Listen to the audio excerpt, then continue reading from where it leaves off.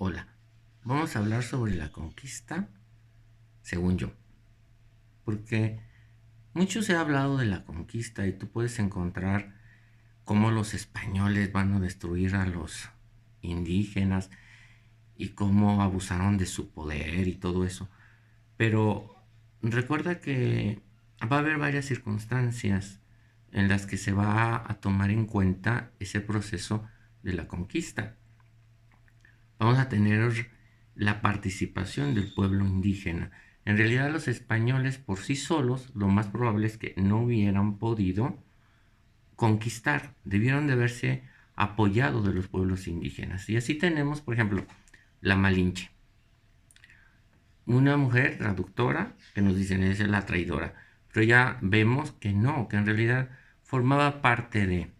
Hay que tomar en cuenta que en la conquista México no existía como tal, no era México, eran diversos pueblos desunidos, todos los pueblos tenían sus propias características, sus propios esquemas, sus propias creencias, todos sus aspectos eran individuales.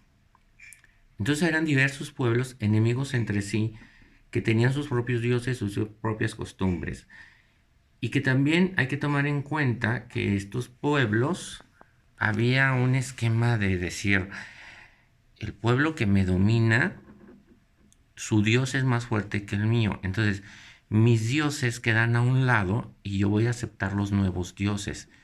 Y para mí eso es lo más grande. Si nosotros pues, nos ponemos a pensar hoy en día, va a pasar exactamente lo mismo, ¿no? El más poderoso, todos queremos ser como los más poderosos, ¿no? Dentro, por ejemplo, dentro de nuestra misma lengua, ya tenemos palabras en inglés que las aceptamos y las tomamos como si fueran nuestro propio idioma. La forma de vida la estamos formando como si fuera la forma de vida de los ingleses, de los norteamericanos. Aunque tal vez ahora ya lo pasemos ahora a los asiáticos y cada vez estamos más apegados con los asiáticos que con otra cosa, pero todavía es como un entender. Y como esos pueblos, esas gentes también lo tomaban así. Entonces, había alianzas entre ellos para que se pudieran liberar. Entonces, la conquista tuvo en un primer aspecto ese punto. ¿Cuál es?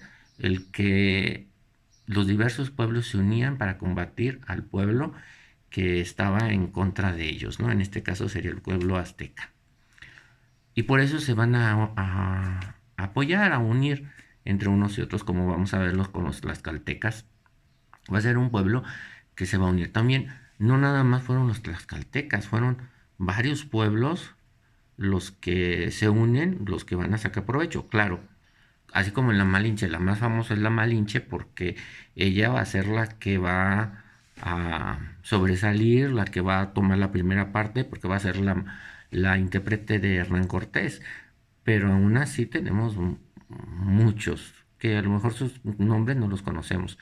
Igual los pueblos, el más poderoso era los tlaxcaltecas, por eso es que nosotros los vamos a conocer y los vamos a decir que fueron ellos.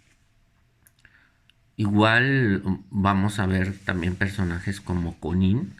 Conin va a ser otro que no va a ser el único. Muchos caciques van a ir haciendo exactamente lo mismo y van a ir convirtiendo sus pueblos. Si tú viste la película de Erendira, el pueblo purepecha, vas a ver cómo ahí se ven los dos y cómo los que atacaron y los que vencieron al otro pueblo indígena eran los mismos pueblos indígenas. Y es que la forma de pelear, el entender de cómo ellos luchaban, pues ellos son los que lo van a ir manejando y lo van a ir presentando. Entonces, eso es lo que va a formar la conquista de México, ¿no? Por una parte, pues el entendimiento de que nosotros nos unimos, no había una unidad, y vamos a luchar, mmm, no a traicionar, y que pues nos convence lo nuevo y en eso nuevo nosotros vamos a caminar. Eso en la conquista militar, pero también tenemos la conquista espiritual.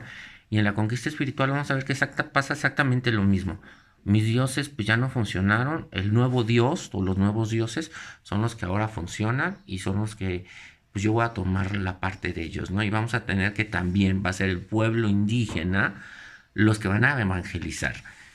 Tenemos Juan Diego mismo evangelizaba a los otros pueblos indígenas a través de la Virgen de Guadalupe, pero antes de Juan Diego ya había otros personajes y después de Juan Diego hubo otros personajes que por ahí también ya los tenemos estudiados o que los van a estudiar en los mártires de Tlaxcala y los de Cajones, en donde vamos a ver cómo los indígenas pues ayudaban a esa formación y a ese trabajo dentro de la evangelización.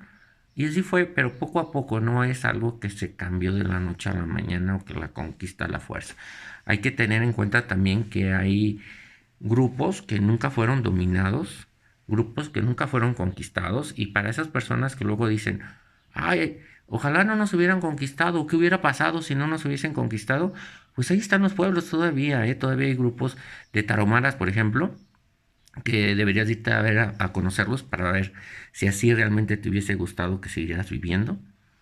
En otros pueblos también dentro de Chiapas o dentro de todos esos esquemas y que seguramente a la mayoría de los estudiantes no les gustaría vivir de esa forma. Entonces, porque bueno, estamos acostumbrados a otra forma de vida y a otro entender de vida, ¿no? Nosotros no entendemos el hecho de que, por ejemplo, es que la vendieron por vacas. Pues no, o sea, no es una venta de vacas, pero nosotros así lo entendemos. Son otras formas de vida. Y esos pueblos no lo lograron. Hubo pueblos que siempre se mantuvieron en la lucha. Y vamos a ver, por ejemplo, los mayas. Los mayas van a ser un pueblo que, de hecho, después se van a levantar en armas y va a ser una guerra que va a durar muchísimo tiempo. De los mayas, por ahí tenemos varias cosas de los mayas. Por ejemplo, este es el calendario maya. Pero son dos calendarios mayas. Este es otro calendario maya. Bueno, ese es mi mini museo de los pueblos prehispánicos. Gracias, nos vemos.